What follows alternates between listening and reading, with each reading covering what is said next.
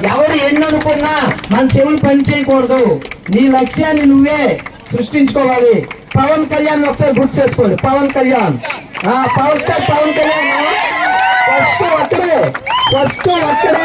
ఒక్కడితో start అయిన పవన్ కళ్యాణ్ ఈ రోజు 10 లక్షల మంది యాక్టివ్ గా ఆయన యొక్క పార్టీలో మెంబర్షిప్ తీసుకున్నారు. ఒక్కడి నుంచి అరే పిచ్చోడా 4 పిల్లలు ఉన్నారు అని అన్నారు. రాజకీయం కాదు, మన వ్యక్తిగతంగా తీసుకున్నాం. 4 పిల్లలు ఉన్నారు, పిచ్చాడు ఏది మాట్లాడుతాడు అడిగేస్తాడు. ఈ రోజు కేంద్రంలో కీలకమయ్యారు పవన్ కళ్యాణ్.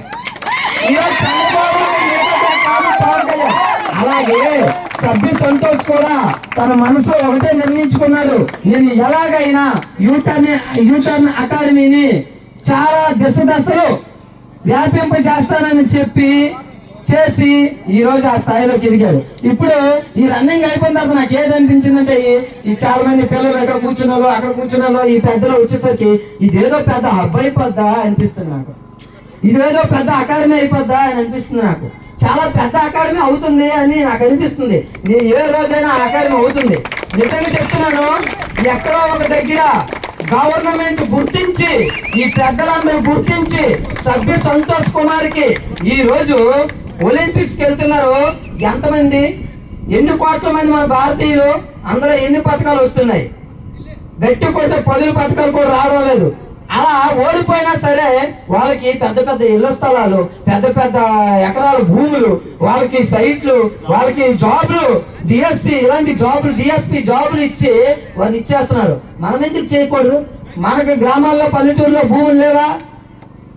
ఇలాంటి మధ్యలో మాణిక్యాన్ని వెలికి తీసేది ఎవరు?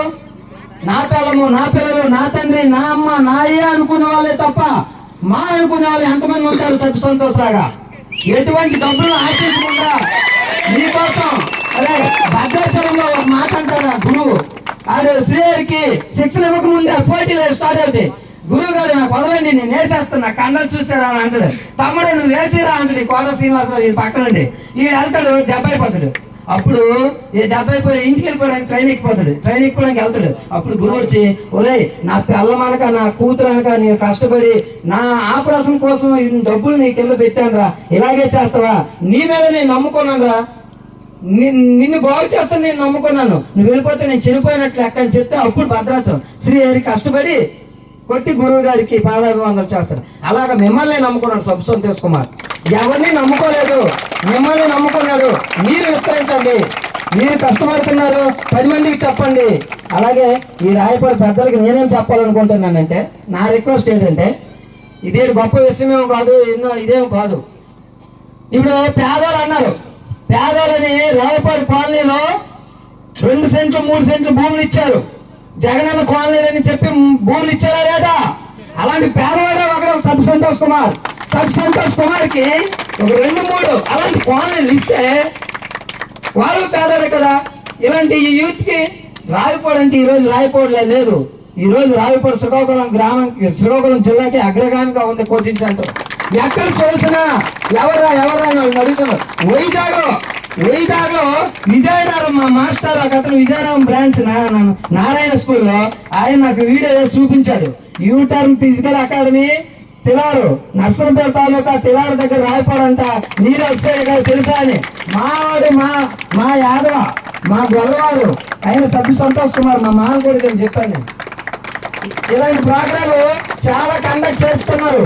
అలాగే రామకృష్ణ, సత్యనారాయణ కుమార్ అన్నయ్య, మీకు తెలియజేసింది ఏమంటే, రాజకీయాలకు అతీతంగా ఎవరు అధికారంలో ఉన్నా ఎవరు అధికారం లేకపోయినా మన ఊరంతా పట్టు. ఆ పార్టీలో ఈ రోజు నేను నీ పక్క ఉండొచ్చు, రేపు నీ పక్క ఉండొచ్చు, నా పార్టీ ఓడిపోవచ్చు, నీ పార్టీ గెలవచ్చు, దానికి సంబంధం లేదు. మీ అందరూ ఏం చేయాలంటే, ఖచ్చితంగా ఈ చంద్రబాబు నాయుడు ప్రభుత్వంలో మనకి జగనన్న కాలనీలు ఎలా ఇచ్చారో అలా ఏమైనా పథకం ఉంటే గనక సభ్య సంతోష్ కుమార్ కి దయచేసి కొంత భూమిని కేటాయించి ఆ వచ్చేటువంటి భూమితో పాటుగా కొంత కొత్తగారికి ఇంటికి కొంత అమౌంట్ ఇస్తుంది కదా గవర్నమెంట్. ఆ గవర్నమెంట్ ఇచ్చిన దాంట్లో పాటుగా మేము సహాయం చేసి గవర్నమెంట్ గారికి వెళ్తాము. అలాగే వెళ్ళి సంతోష్ కుమార్ యాక్ట్ చేయాలని నేను కోరుతున్నాను. అలాగే అలాగే ఎన్నో సమస్యల నడుమ ప్రతి ఈవెంట్కి మాకు అవ్వకపోయినా పిలిచిన ప్రతి ఈవెంట్కి వస్తున్నటువంటి మా గ్రామంలో ఉన్నటువంటి కుమారన్నయ్య ప్రతిసారి కూడా ఎంకరేజ్ చేస్తూ నీకేం కావాలో చెప్పు అంటూ ఈరోజు ఇంత ఉదయం రావడానికి అవదు. ఇక మేము ఊరు దగ్గర ఉన్న రావడానికి అయ్యింది, కానీ వాళ్ళకు ఉన్నటువంటి సమస్యలు, వాళ్ళకు ఉన్నటువంటి బిజినెస్ వల్ల వాళ్ళని రావడానికి అవదు. కొంతమంది బాగా మాట్లాడతారు, కొంతమంది బాగా అంటే మాట్లాడడం అవదు, స్టేజ్ ఫీర్ ఉండదు. అలా అని చెప్పి ఎవరో తక్కువ కాదు, ఎవరో ఎక్కువ కాదు, వాళ్ళు చాలా కృషి ఉంటుంది. ఇది మరి రామకృష్ణ అంటే ఎంపీటీసీ గారు ఫస్ట్ నుంచి కూడా ఊర్లో ఏం జరిగినా చేదోడు వారు